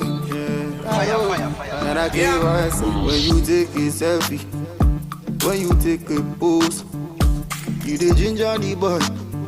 Every time you bend the low, come on girl when you take a selfie. When you take a photo, you the ginger the boy. Every time you bend it.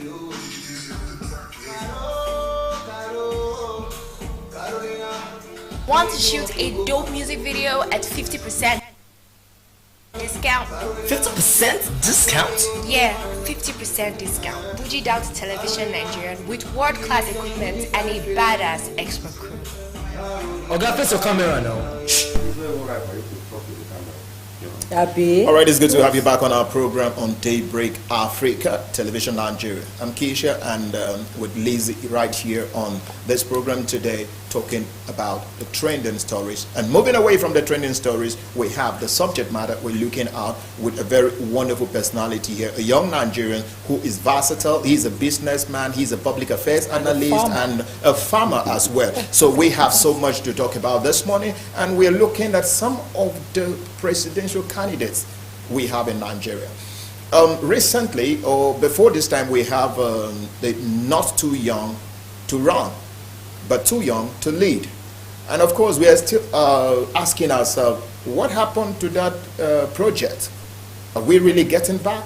How old is Nigeria? Who is going to take Nigeria from this level to where we're supposed to be? Well, this is 62 years down, and we are still a democratic system of governance. And how democratic is Nigeria? What are the procedures? What are the policies to show that really we are a democratic republic? And of course, if you can define the system of government in Nigeria, you will have an idea where this country will be in the next 4 to 5 years from now. So we're back here again. We look at Tinubu, and we don't want to get into that issue. Personally, I don't think that Tinubu at this time is supposed to be the discussion or be on headlines. The headlines would have been, okay, he was supposed to be one of the presidential candidates. That would have been better, because if you ask him himself to discuss, just like what we talk about, appear, talk to people, communicate, let people understand you very well. Because if I don't understand you, and you're reading for me, which means that when you get into the office, the same people write what you're supposed to do. And what you're supposed to do is not what helps Nigeria. And of course, we also have Atiku Abubakar. Lisbeth. Another story. I don't know about Atiku Abubakar, that classifies and calls himself the unifier. Right. Unifier, but when you look at the crisis and the PDP, you wonder if he cannot unify the party that he belongs upon, which is representing. How well will he be able, as a president, to unify Nigeria? Yeah, and looking at him, looking back to his history, he was in the APC, came to the PDP. He's been like back and forth. You know, and just like a lot of people are describing his crisis with the River State Governor, Yeson Wike, and the G5 as the deja vu from back to when he was in APC. Exactly. So your take on that? Okay. You see, regarding Atiku Abubakar, one of the things that I noticed with him is that desperation, basically. I think he's too desperate for me. You may have good intentions for the country, but always crossing from one party to another. If you don't get it this year, you move to the next one. If you don't get this year, you move to the next one. I think it's not good for his personal integrity as a politician. Well, Buhari did it, and he succeeded eventually. Buhari didn't really cross. His party merged with other parties to form the APC. Buhari was in ACN. They kept changing names, but Buhari didn't. No, I mean he kept coming back to no, there's no problem with coming back. Actually, there's no problem with coming back.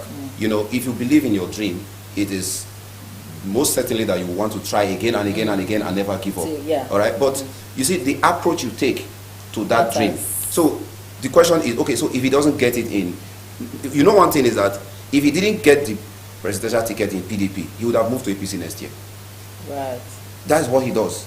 Or if he loses this year, this 2023 election, next year he will just move to another party where he thinks he stands a better chance or something. So that's the desperation that I really don't like about him. That's number one. I don't either. Yes. Number two, you see the issue of being a unifier. There are some statements he made, when he said he was speaking at was it Kaduna or Arewa House, and he said, don't vote for Obama, don't vote for an Igbo man. I'm the person that North needs. You see, you are not contesting for the president of the North.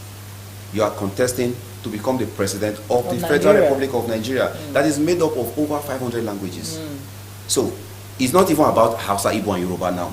Even though they are the major languages, there are other people. If you join other languages together, I think they can also create a bulk of the population of the country. Yeah. So the question is, why do you want to make it like a tribal affair, you know, so to speak? I think it also boils down to what I said before. They know that Nigerians don't care about things like that. It's not like Nigerians don't care. A few people raise their eyebrows for those kind of statements, but the majority of their followers love to hear things like that, right? They love to hear things like that. They love to hear you say, oh, I'm for the North, because they're also Northerners. Let's not forget, no matter how much we try to coat it or sugarcoat it, we are highly tribalistic and religious in this country. No matter how you try to sugarcoat it, we have a serious problem with tribalism in this country, where some people would just want somebody to be there because he's from their tribe. They don't care about whether the person has anything to deliver. They don't care about, just be there, it's fine. I saw, before the 2015 election, I saw somebody made a statement, an Hausa guy. He said, Kozen Sharwa Kwanta, say Buhari. What it means is, even if I would drink water for dinner, I would support Buhari. Oh. Now that's a very wrong statement, because it means that you don't even care about your own future. Now, if your tribal person is there, how does it benefit you personally? It's not like the person even knows that you exist. Exactly. So why don't you just say, okay, look, let's go for the best candidate, the person who has the best to offer, instead of trying to be. So what these politicians do is that they play to these sentiments. They play to this tribal sentiment, religious sentiment, because they know that, okay, this particular tribe has the largest block of voters in the country. So if they are for you, you have high chances of winning. So that's what they do. But guess what? If Atiku goes to the east to campaign tomorrow, he will not say that. Right. If he goes to Ogun State to campaign tomorrow, he will never mention that. Wouldn't. He will wear their attire. Right. He will even want to speak the language. But he doesn't Because know you just how want to to speak. appeal to the Yes. tribal senses of Nigerians, Yes. based on where you are at a particular point in time. So I feel like, first of all, the problem I have with him, Atiku is a very good businessman. We can't take that away from him. Regardless of the challenges people have with his source of income, he was in custom and was doing business, which is, I don't know, he said he was, Conflict of he interest said it was legal at that time. It's no longer legal now, but he said it was legal at that time. I know that now civil servants are only allowed to engage in agriculture, but then he said it was legal. I don't know, but he's a fantastic businessman. And you know, one thing about business people is that business people may not be economists, they may not be political scientists, but if they can actually replicate those practices that help them to succeed in business in running the affairs of the state or the country. So he has a positive there, okay? But like I said, what I don't like about him is the desperation of moving from one party to another, moving from one party to another, and all of that. And if you look at his age bracket, it's maybe the same with Tinubu, or officially. Okay, I was actually going to ask about his age aspect of. He's not young either. He's not young. He's not young. Actually, none of them are young. Not even Peter Obi. I think Peter Obi is the youngest. He's 61 years old. Peter Obi, is it 61 or 62? 61. 61. Now let's quickly move a bit on Atiku. Atiku, 2011, he was up. He came up to contest for president. Now that is under PDP, right? Yes. And 2015, he was up. 2019, he was up. Yeah. Now, the last election that actually he lost to, they all lost to APC.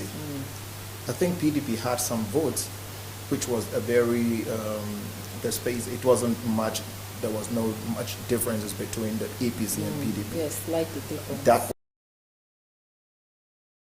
was, now the PDP is not that PDP. What are the chances that the same votes they had, because the votes are going to be split? They're going to be split this time. Yeah, they're around, going to split the votes. Yeah. So And go finish your question. Yeah, so you can now see how the possibilities of getting him to even be the third, maybe let's say the second runner or the third runner in the general election. Winner is there. Then we look at his desperation, like you talked about. Then before you answer that, You know, in the last election, we had, then PDP was one. There was no the kind of division we see right, and he had quite a lot of support. From the south. Okay, even from Nigerians. He doesn't have such support now. No. Why? What's the difference? Okay, the difference is that... So you answered the two questions. Yes. First of all, to start with, I think people are beginning to get fed up by his constant return. Desperation. Yes, people are beginning to get fed up. That's number one. Number two, if you look at this election that is coming up, it's not just PDP alone. Even APC, their votes are going to be saturated by NNPP in the north. Kwankwaso has followers. But only in the north. But Majorly. in the north. Yeah. Now, you know that's where APC's a lot of Votes bulk of their are, voting yeah. blocks are. So Kwankwaso is going to saturate them in the north, as well as Peter Obi is going to saturate PDP in the south. So this problem is both ways. All right. But first of all, why I think he doesn't have so much support is that most of 2015-2019 general elections, Edo, Delta, Rivers, the entire southeast, they all voted for PDP. But now there's somebody else rising from that region axis, yeah. that is garnering a lot of followers. And at this point, people from the south are really not interested in political parties anymore.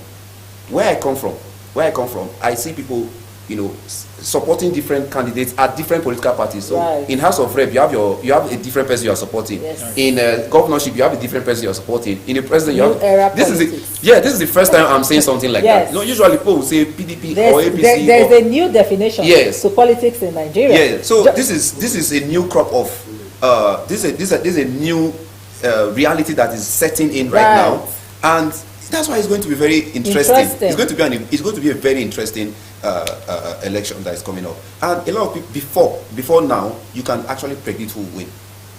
You can predict. 2015 general election, people predicted that Buhari will win it. Because there was a lot of gang up against Jonathan then and all of that. Today you can't predict. You can't even predict who will win this election. You can't predict. Okay, talking about the new generation of politicians, or the new era of politics in Nigeria. Just yesterday, Peter Obi was in Rivers State. And Wike pledged to support him, that whenever he was coming to Rivers State to campaign, he was going to make logistics available. To be honest with you, that's just a spoiler against Atiku. What the G5 and Atiku and PDP? Let's discuss that. See, what Wike did was just a spoiler against Atiku. Wike knows that, of course, he's disgruntled by the fallout of the primary elections and all of that, and he made certain demands that the national chairman should resign. True to it, according to what they agreed, was that if the presidential candidate comes from the north, they can have both. So the chairman will resign. Yeah. But then he didn't want to resign. Ayu didn't want to resign. Yes. So that's where the crop of the problem is coming from, yes. right? So now, And Atiku himself never said, okay, you have to. Right. no, Atiku would. There's a way politics play in Nigeria. Atiku would want to do what Ayu wants, because Ayu gave him that victory. Yeah. You will not want to make him feel bad, right? Because I think Atiku was within, as in, will I say, between the devil and the deep blue sea, because he knows that if Wike is not happy with him, he's in trouble. If Ayu is not happy with him, he's in trouble. So he chose to be in. Yeah, so he probably did his calculations Okay. and decided that, okay, I will stay with Ayu. But I think it was the wrong calculation, because now it's beginning to play out that Wike is more powerful than he thought. And for me, I was even expecting that he would make Wike his deputy. I thought that was, if he had done that, then this contest would have been more interesting anyway, because all of this support that he's losing from the south, he would put in his pocket, right? Sure. And then Peter Obi's chances will even be less. But it looks as though this whole challenges and these whole problems going around is even benefiting Peter Obi, because if you see the turnout of crowd in Port Harcourt yesterday, you'll be amazed. Why? Because their leader, the governor, is not giving them the body language that he wants them to vote for PDP. So they are now looking for elsewhere to pitch their tents. So it's going to be very, very interesting. But I think what's going on between Atiku and Nyesom Wike will be the undoing of Atiku at the end of the day. I think he doesn't stand a chance in this election, to be very honest. Since we are still on the intrigues and we are still talking PDP, in Rivers State, there's billboards are not allowed of PDP, and even the photographs of Atiku, as far as campaign is concerned. Well, that is not only Rivers State. Even in Lagos State, they don't want to see billboards for Labour Party around, and they don't want to see anybody wearing putting on Labour Party, logo or so. A friend of mine told me something. It's disturbing. It is disturbing. He said in Lagos that some Igbo traders had to lock up their shop and wear APC T-shirts and come out in support for a rally because they were threatening that, look, if you don't do it, we'll lock up your shops in Lagos. And this is their livelihood. This kind of politics, we shouldn't be playing it in Nigeria. Nyesom Wike said if you want to use the Port Harcourt Stadium, you have to pay 5 million naira, and then it has to go through approval, so you will not even be approved. The primary or secondary schools, you said you have to seek approval, you have to pay. From the Commissioner of Education, we all know that it will never be approved, so it's more or less like you pay your 5 million and we also saw the same thing played out in Edo State, where Edo State governor refused Labour Party of the stadium. I think we shouldn't be playing this kind of politics in this country. Is not creating a level playing field for everybody. Exactly. And the truth is that these people who are doing this, they are politicians themselves. Tomorrow they will need to use the same facilities of other people. How would you feel if they treat you that way? I think it's very wrong, the kind of politics they are playing. Then in the East is something else. Yes, is too much display of power that you don't even have by the Constitution. You can't, the stadium belongs to the state government, not the state governor. I think already about 15 or almost 20 states already have pre-elections violence. Yes, so I think they are foiling this violence and this rhetorics about violence and all of that with these actions, because when they do things like this, it forms their supporters to also go above board to do things to stop other political parties. I think if you are not afraid of your opponents, if you know you have confidence in yourself and you know what you want to deliver, allow a level playing field in your state. Allow a level playing field. Let everybody come and do their campaign, and allow your people to make their own decision. You don't say nobody can use here, but then you want to go to another person's state and use their own stadium. It doesn't work that way. So the question is, if Atiku had nominated Nyesom Wike as the deputy, would he say this? He would not. He would not. You saw the kind of money he spent on buses and stuff like that before the primary elections and all of that. He was willing to spend money on this project. And you talk about persons of interest when it has to do with who you support. At the same Wike, who also donated about 25 buses to Cross River State PDP for the campaign.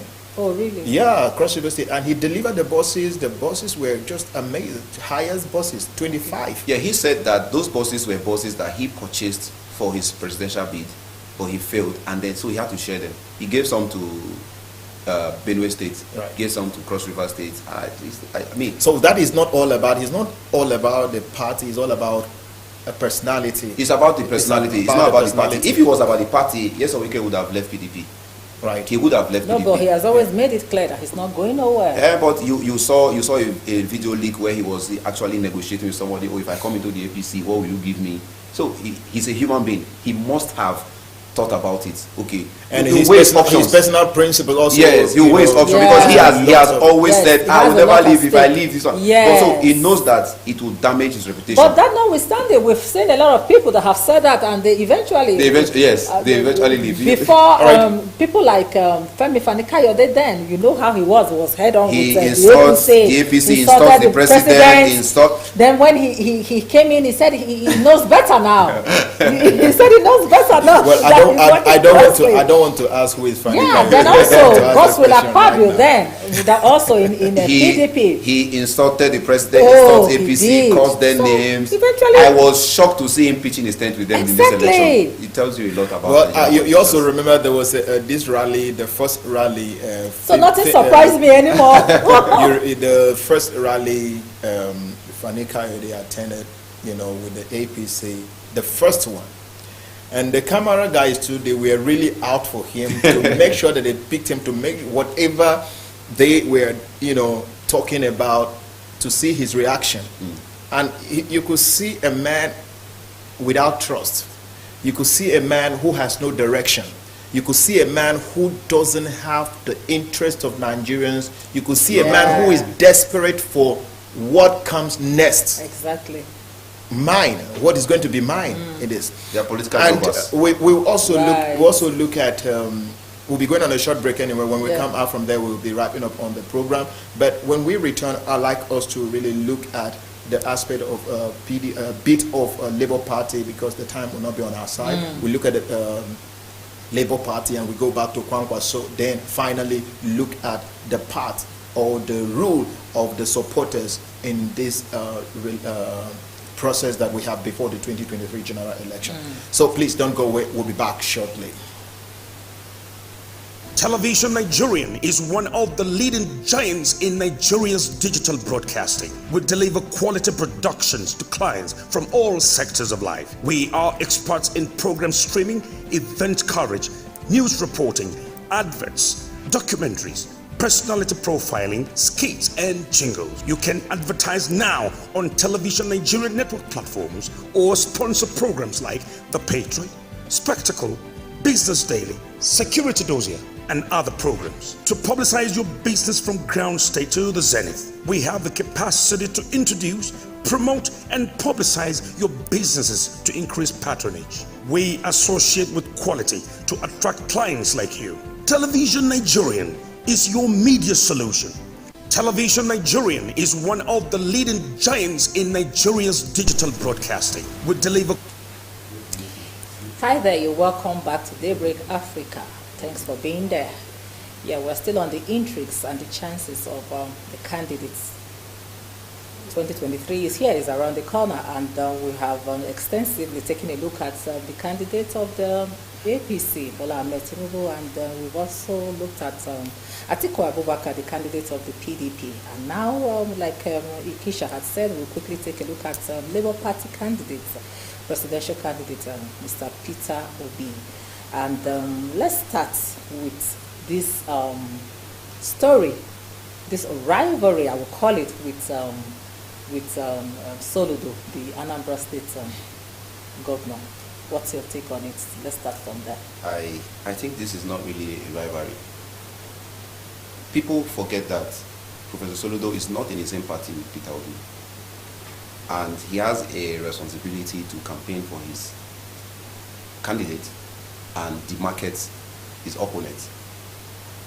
That's to be fair to him, right? But if you look at it, that was not really campaigning for his candidate, rather than people saw it as just jealousy. Because if you were speaking as a party person, right, why you are putting down the other candidates, I mean, intelligently, not by insult and all of that, I mean, you should also speak about your candidate. If you look at the entire speech, he never said anything about his own candidate. He never did. That means he wasn't really talking about the main election. And he just had issues. He just had issues with Peter Obi. And people are wondering, okay, but Peter Obi left over 8 years ago. He didn't even hand over to you directly. He handed over to somebody else who handed over to you. So why are you talking about Peter Obi?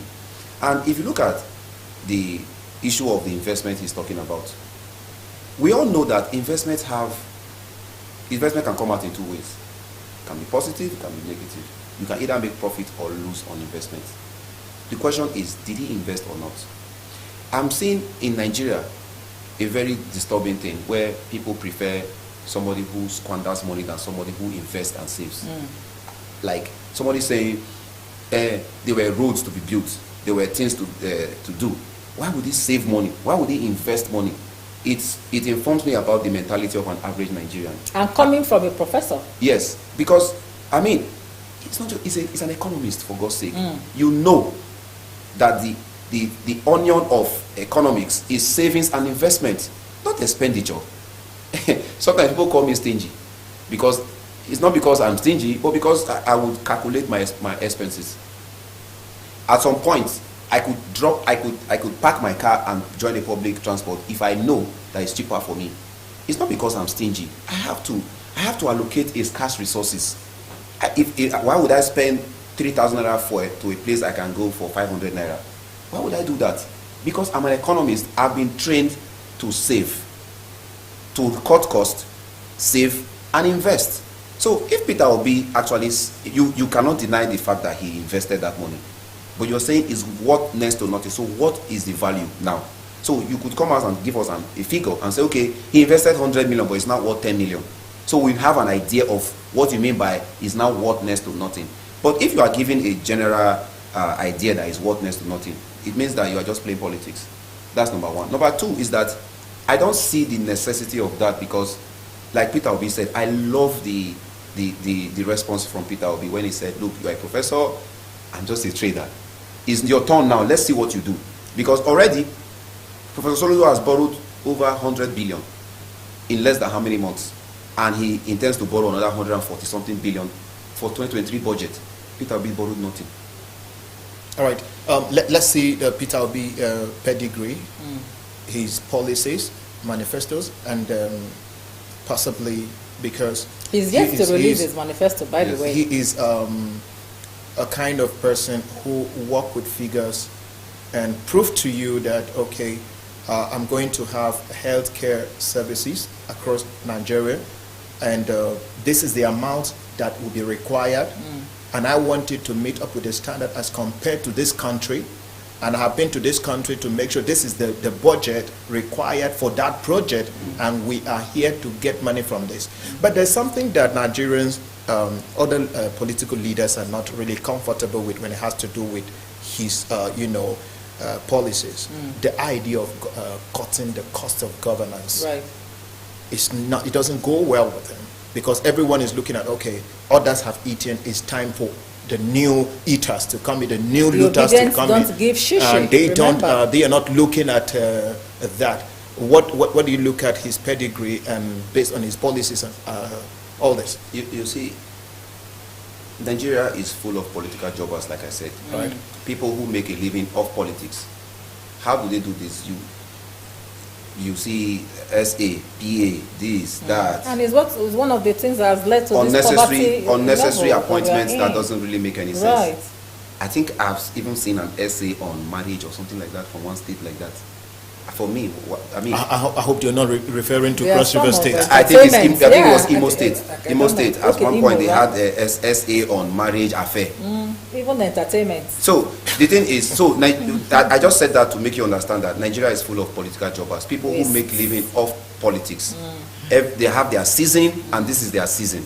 All right, but here's the thing: anybody who doesn't believe in cutting costs is a political jobber, because you know that the bulk of money that you make comes from the excess outflow, uncontrolled, undirected, undefined and reckless outflow. Reckless. Where money is just churning out from different angles, just submit for this project.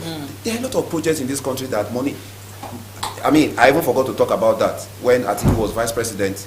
16 billion, he was the head of, he was Obasanjo's head of economy. 16 billion. And when he spoke the last time, he said that they paid 100% upfront to a lot of contractors. Who does that? How do you give out a contract and pay 100% upfront and the person did not deliver and you left power? So you can see that is what politicians like. They like those kind of outflow. You give, this one gives, this one gives, this one gives. At the end of the year, they count their gains. But any reasonable Nigerian should know, I'm speaking directly to Nigerians now, any reasonable Nigerian should know that any government that comes into power from 2023 has a lot of work to do. And a bulk of that work comes from cutting costs. Cost of governance. It just doesn't make any sense. I looked at the budget the other day. What are we doing with 130 billion for National Assembly? Their job is to make laws. How much is their salaries? How much is the cost of printing and other things just to manage the National Assembly? Do you know that, constituency allowance is almost 200 million? Why are we doing all of that? Okay, so where is the constituency projects they are doing? So in Nigeria, we are used to waste. We waste money left, right, and center. Just bring out money and waste. So Peter will be talking about cutting cost of governance. Politicians will not like it. The elites will not like it. But I tell you that this is the best thing that can be done if we are to return Nigeria to even the pre-2015 era. I'm not even talking about bringing us on a path of prosperity now. Right. Just returning Nigeria to pre-2015. Let's just 8 years back. Yeah, just take Nigeria back to where we were in 2015, where the price of fuel was 80 something naira, where the bag of rice was 8,000. How much was it then? Do you understand? Just to return Nigeria to that point, we need to cut costs. Why? Because the revenues are not coming in. We keep talking about oil. Oil is going down. Like, there's no, this year, we've not made anything from oil. NNPC have not remitted nothing to the Federation accounts since 2022. So, what do? It means that we need to, first of all, look at alternatives, and secondly, we need to block up all these loopholes. We need to block out all these loopholes. I think Peter will be always talking about cutting costs. Is sending shivers to the political class. That's right. It's sending a lot of shivers to them, knowing that if this guy gets there, their source of revenue will dwindle. Okay. But one thing we need to ask ourselves is how much money. I keep asking the question: how much money is too much money? That how much money do you want to make off this country? You have made a lot of money already. Why don't you wake up and say that, okay, there's a new report that 60% of Nigerians, or to put a number to it, 133 million Nigerians are living in poverty. You have more money than almost 99% of the population. You have made enough money. Why don't you say, okay, this time around, you know what? Let me support the person who wants to do right. Why? Because they are never satisfied with money. Okay, so as far as Peter Obi is concerned, people keep giving different analysis of how they don't think he's going to be able to make it because they feel his party is young and they don't have structure. But the youth say otherwise. Do you think that the support from the obedience from the youth is enough to actually give Peter Obi and the Labour Party victory in the 2023 general elections? The support is enough, but my problem is that a lot of Nigerian youths, they, how will I put it now? They talk for talking sake. They talk for talking. That's just the truth. All those things that those politicians are saying, talking about momentum dying down and all of those stuff, is a possibility. If you hear people talk, go to any rally where they are doing any Labour Party rally, just honestly ask people, do you have a PVC? A lot of them do not have PVCs. That's just the truth. People jump on the fray of trend. People want what is happening, what is trending. This is what youth are doing, right? This is what the youth population are doing. They are supporting Peter Obi. A lot of them want to support Peter Obi. But have they done the right thing? Will you be willing to come out? Do you know that an average Northerner will come out, whether rain or sun or whatsoever, to cast their votes? But the southern block where you have Peter Obi supporter, a lot of them, if the sun is too much on that day, they will not even come out. No, I disagree. I disagree with you to an extent because do you know that this last period, a lot of youths came out. I keep saying it over and over because I was one of those that came out and wanted my children to get registered. Upon 3 different occasions, we came out 5:30, 6 a.m. They were not able to get registered.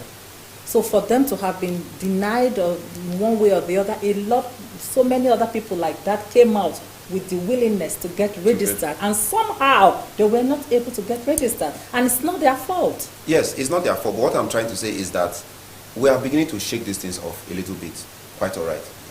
You will not compare youth participation in politics this year as it was in 2019. Absolutely.